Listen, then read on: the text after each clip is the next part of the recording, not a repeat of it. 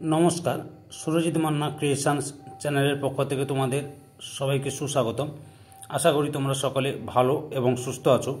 আমি তোমাদের জন্য এই ভিডিওটিতে তুলে ধরছি 2026 সালের উচ্চ মাধ্যমিক পরীক্ষার্থীদের তথা ক্লাস 12-এর থার্ড সেমিস্টার পরীক্ষা 2025-এর জন্য পরিবেশ বিদ্যা থেকে 2 নম্বর অধ্যায়ের 2.6 মেগা ডাইভার্স দেশ হিসেবে ভারতবর্ষ থেকে 14 নম্বর সেটি 55টি এমসিকিউ প্রশ্নের সম্পূর্ণ সমাধান করছি।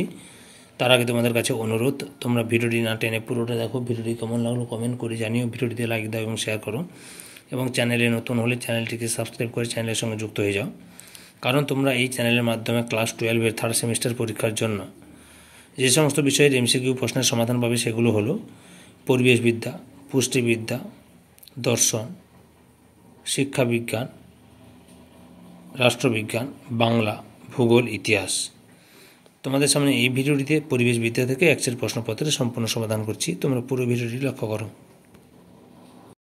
প্রথম প্রশ্ন, মেগা ডাইভার্সিটি শব্দটি প্রথম কে ব্যবহার করেন? অপশান সিতে স্মিথ সোনিয়ার। পরের প্রশ্ন, মেগা জীববৈচিত্র্যের দেশগুলি কোন জলবায়ু অঞ্চলে অবস্থিত? অপশান ডিতে ক্রান্তীয় ও নিরক্ষীয়।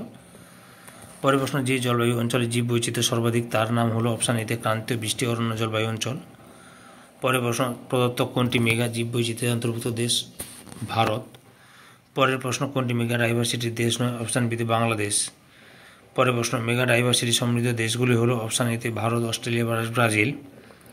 পরের প্রশ্ন, জীববৈচিত্র্যপূর্ণ দেশগুলির মধ্যে অন্যতম হলো ভারত, মাদাগাস্কার, অস্ট্রেলিয়া।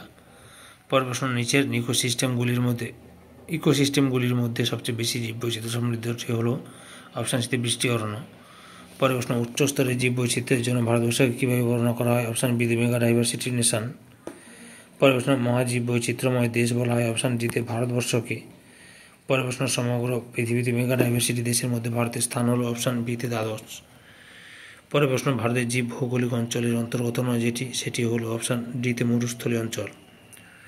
পরের প্রশ্ন, জীববৈচিত্র্য রক্ষার ক্ষেত্রে যেটির ভূমিকা সবচেয়ে গুরুত্বপূর্ণ তা হলো? অপশান বিতে জলবায়ু। পরের প্রশ্ন, ভারতের সর্ববৃহৎ ম্যানগ্রোভ অরণ্য রয়েছে? অপশান বিতে গঙ্গা নদীর বদ্বীপ অঞ্চলে।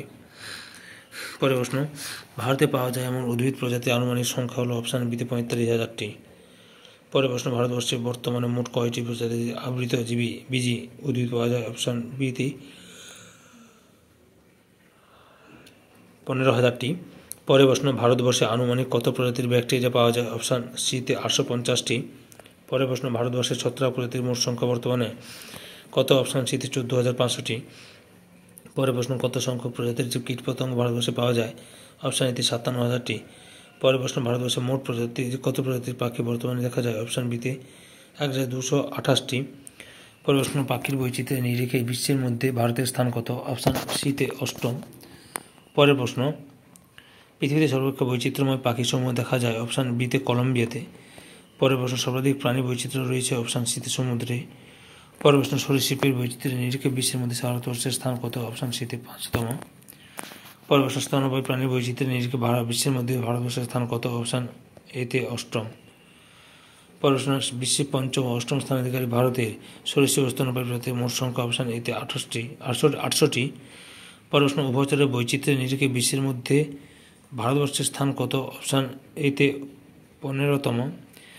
পরের প্রশ্ন, পৃথিবীর মোট প্রজাতির সংখ্যা? অপশান এতে 5.2 থেকে 8.71 মিলিয়ন। পরের প্রশ্ন, পৃথিবীর মোট উদ্ভিদ বৈচিত্র্যের কত সংখ্যা ভারতে পাওয়া যায়? অপশান বিতে 11.8%। পরের প্রশ্ন, বর্তমানে পৃথিবীতে চাষযোগ্য মোট উদ্ভিদ প্রজাতির সংখ্যা? অপশান সিতে 2,500টি। পরের প্রশ্ন, ভারতবর্ষের সবচেয়ে কম প্রজাতির বৈচিত্র্য দেখা যায়? অপশান বিতে উভচর শ্রেণী। পরের প্রশ্ন, বিশ্বের সমগ্র প্রাণী সম্পদের আনুমানিক কত শতাংশ ভারতবর্ষে পাওয়া যায়? অপশান সিতে 6.4। পরের প্রশ্ন, কত সংখ্যক প্রজাতির স্তন্যপায়ী পাখি ভারতবর্ষে পাওয়া যায়? অপশান এতে 372টি। পরের প্রশ্ন, ভারতের সবচেয়ে বেশি সরীসৃপ পাওয়া যায়? অপশান বিতে পশ্চিমঘাট অঞ্চলে। পরের প্রশ্ন, আন্দামান নিকোবর দ্বীপপুঞ্জে কত প্রজাতির সপুষ্পক উদ্ভিদ পাওয়া যায়? অপশান সিতে 2000টি। পরের প্রশ্ন, অর্কিড ভারতে কোন রাজ্যে পাওয়া যায়? অপশান সিতে উত্তরাখণ্ড। প্রশ্ন, পশ্চিমবঙ্গ সুন্দরবন হল একটি বিখ্যাত? অপশান এতে ম্যানগ্রোভ অরণ্য। পরের প্রশ্ন, ভারতবর্ষের উপজাতি জনগোষ্ঠী নিজেদের চাহিদা পূরণে আনুমানিক কত প্রজাতির বন্য উদ্ভিদ ব্যবহার করে? অপশান বিতে 5,000টি।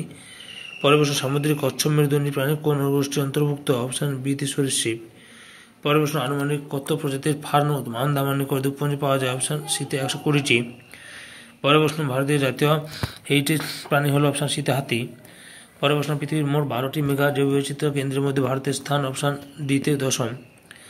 পরের প্রশ্ন হটস্পটের ধারণা প্রথম প্রদান করেন? অপশন সি তে মেয়ার্স। পরের প্রশ্ন সারা বিশ্বে কতগুলি বায়োডাইভার্সিটি হটস্পট রয়েছে?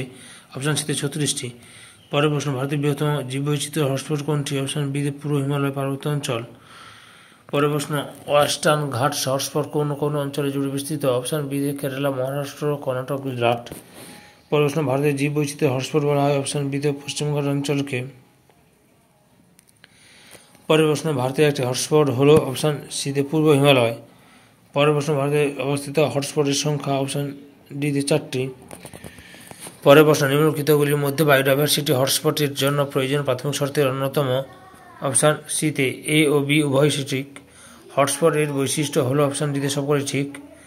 পরের প্রশ্ন ভারতের নিকোবর দ্বীপপুঞ্জে যে হটস্পটের অন্তর্ভুক্ত সেটা হচ্ছে? অপশন ডি তে সুন্দরল্যান্ড। পরের প্রশ্ন বায়োডাইভার্সিটি হটস্পট অঞ্চল হলো সেই অঞ্চল যেখানে জীববৈচিত্র্য সর্বাধিক। পরের প্রশ্ন জীবের কোন অঞ্চলগুলিতে সর্বাধিক জীববৈচিত্র্য দেখা যায়? অপশন সি তে পূর্ব এবং পশ্চিম হিমালয়। পরের প্রশ্ন অর্থাৎ এই ভিডিও লাস্ট প্রশ্ন, জীববৈচিত্র্যের প্রাচুর্যযুক্ত সর্বাধিক বিপদগ্রস্ত বাস্তুতান্ত্রিক অঞ্চলকে বলে ড্যাশ? অপশন সি তে হটস্পট। সম্পূর্ণ ভিডিওটি দেখে আমার চ্যানেলের পাশে থাকার জন্য তোমাদের সবাইকে অসংখ্য অসংখ্য ধন্যবাদ। আজকে এই পর্যন্ত, পরবর্তী ভিডিওতে আবার দেখা হবে। Tata, bye bye.